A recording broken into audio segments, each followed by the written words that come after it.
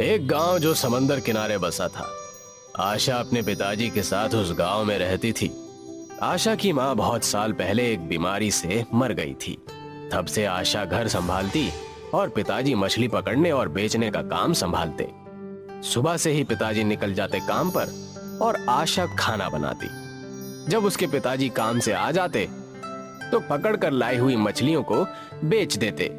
इस तरह से आशा भी सीख लेती कि ग्राहक को कैसे संभालना है और लेन देन कैसे करना है। आज का दिन भी वैसा ही था। पिताजी खाना खाने के लिए आए, पर आज जैसे ही उन्होंने खाना खाया पिताजी की तबीयत खराब हो गई। आशा को समझ नहीं आया। उसने एक दिन अपने पिताजी का ख्याल रखा, पर उनकी तबीयत ठीक नहीं हुई। आशा ने डॉक्टर को बुलाया। डॉक्टर, पता नहीं पिताजी को क्या हो गया है। उनकी तबीयत ठीक ही नहीं हो रही। चिंता मत करो आशा, मैं अभी देख लेता हूँ। डॉक्टर ने अच्छे से चेकअप किया। बेटा, मैंने चेक कर लिया है। ज्यादा घबराने की बात नहीं है। बस इन्हें एक इंजेक्शन लगाना है और आराम करना है। ये ठीक हो जाएंगे। धन्यवाद डॉक्टर। तो आप इन्हें इंजेक्शन लगा दीजिए। बस एक समस्या है। क्या? वो इंजेक्शन 2000 का आता है। क्या तुम्हारे पास अभी इतने पैसे होंगे? आशा उदास हो जाती है, लेकिन वो डॉक्टर से एक दिन का टाइम मांगती है ताकि वो पैसों का इंतजाम कर सके। ठीक है, मैं दवाई लिख देता हूँ, लेकिन कल इनका इंजेक्शन लगाना बहुत जरूरी है। इतने पैसे मैं कैसे लाऊंगी?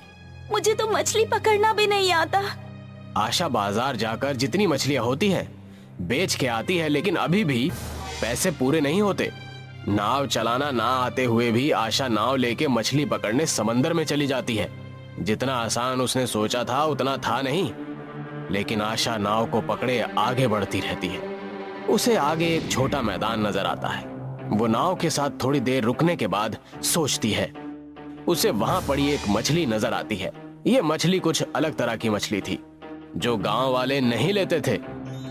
ये मछली तो पिताजी की मछली से बहुत अलग है। अब मैं क्या करूं?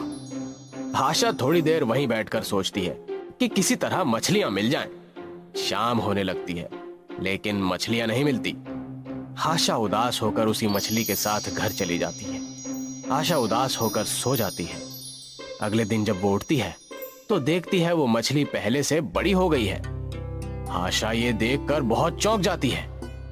अरे ये क्या? ये मछली तो थोड़ी बड़ी हो गई है। ये कैसे हो सकता है? अब मैं क्या करूं इसका? आशा देखती है कि उसके पिताजी की तबीयत और खराब होती जा रही है। डॉक्टर आते हैं और देखते हैं। आशा, तुम्हारे पिताजी की तबीयत और खराब होती जा रही है। अगर जल्दी से इंजेक्शन नहीं लगाया तो हालत और खराब हो जाएगी। आशा ये सुनकर और परेशान हो जाती है। वो वही मछली लेकर बाजार बेचने जाती है, इसी उम्मीद से कि कोई तो उसे खरीद लेगा। सब उसे देखकर बहुत ताज्जुब हुए।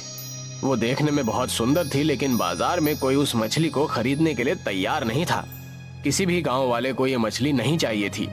आशा उसी मछली के साथ वापस घर आ जाती है और रोने लगती है। तभी उसे एक आवाज सुनाई देती है। आशा ये आवाज सुनकर रोते हुए रुक जाती है और डर के मारे इधर उधर देखने लगती है। ये किसकी आवाज आई? यहाँ तो कोई है ही नहीं मेरे अलावा। ये मैंने कहा, जिसे तुम मेरे द्वीप से उठाकर लाई हो। आशा मछली की तरफ हैरानी और डर से देखती है। तुम बोल सकती हो? कौन हो तुम? मैं तुम्हें नहीं मारना चाहती थी। मेरे पिताजी बीमार हैं। मुझे पैसों की जरूरत है।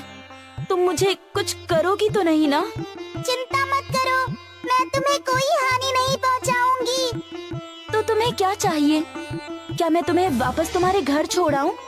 हाँ, लेकिन उसके पहले मुझे लगता है कि मैं तुम्हारी मदद कर सकती हूँ। क्या तुम मुझे बता सकती हो मुझे गांव वालों के लिए मछलियाँ कहाँ से मिलेंगी? नहीं, मैं खुद एक मछली हूँ, तो मैं तुम्हें ये नहीं बता पाऊंगी, लेकिन मैं तुम्हारे कुछ पैसे कमाने में मदद कर सकती हूँ। आशा खुश होकर पूछती है। कैसे? मैं बहुत सुंदर हूँ और मुझे कुछ करतब दिखाने भी आते हैं, तो तुम पैसों के बदले गांव वालों को करतब दिखा सकती हो मेरे जरिए। आशा खुश होकर कहती है। तुम्हारा बहुत बहुत धन्यवाद। क्या हम ये अभी कर सकते हैं? हाँ, बस उसके पहले तुम्हें मेरी 2 शर्त माननी होगी। वो क्या? तुम्हें मेरी साथी जो उसी द्वीप में है उसे लाना होगा और तुम्हारा काम हो जाने के बाद हमें वापस वहीं उसी द्वीप में छोड़ आना होगा। आशा खुशी खुशी हामी भरती है और तुरंत उस मछली के साथ उस द्वीप जाती है जहाँ उसकी साथी होती है, आशा दूसरी जादुई मछली से। क्या आप मेरे साथ करतब दिखाने के लिए मेरे गांव आ सकती हैं? नहीं, मैं नहीं आ सकती। मुझे पता है मैदान के इंसान सिर्फ हमारा फायदा उठाएंगे। तुम सबको इस जगह और हमारे द्वीप के बारे में बता दोगी, फिर सब इधर आकर इसे भी गंदा कर देंगे। नहीं, मैं वादा करती हूँ, मैं इस द्वीप और जादुई शक्ति के बारे में किसी को नहीं बताऊंगी और आपको वापस यहाँ लेकर भी आऊंगी। कृपया करके आप मेरे साथ चलिए। मेरे पिताजी की तबीयत बहुत खराब है। अगर मुझे जल्द से जल्द पैसे नहीं मिले तो वो मर जाएंगे। पहली मछली ने भी कहा, हाँ, ये सच कह रही है। हम इसके साथ सुरक्षित हैं। ये सब सुनकर दूसरी मछली मान जाती है। वो उन दोनों मछली को लेकर गांव में जाती है और करतब दिखाना शुरू करती है। सब गांव वाले ये देखकर बहुत खुश होते हैं। जल्दी ही दूसरे गांव के लोग आकर भी ये देखते हैं। इन सब से आशा की बहुत कमाई हो जाती है। सब खुश हो जाते हैं और सबसे ज्यादा आशा खुश होती है। आशा तुरंत डॉक्टर को बोलती है और वो आशा के पिताजी को इंजेक्शन लगा देते हैं। 2 दिन आराम करने दे, आपके पापा ठीक हो जाएंगे। आशा ये सुनकर बहुत खुश हो जाती है। अब सब ठीक होने के बाद आशा उन दोनों जादुई मछली को उनके द्वीप में छोड़कर आती है।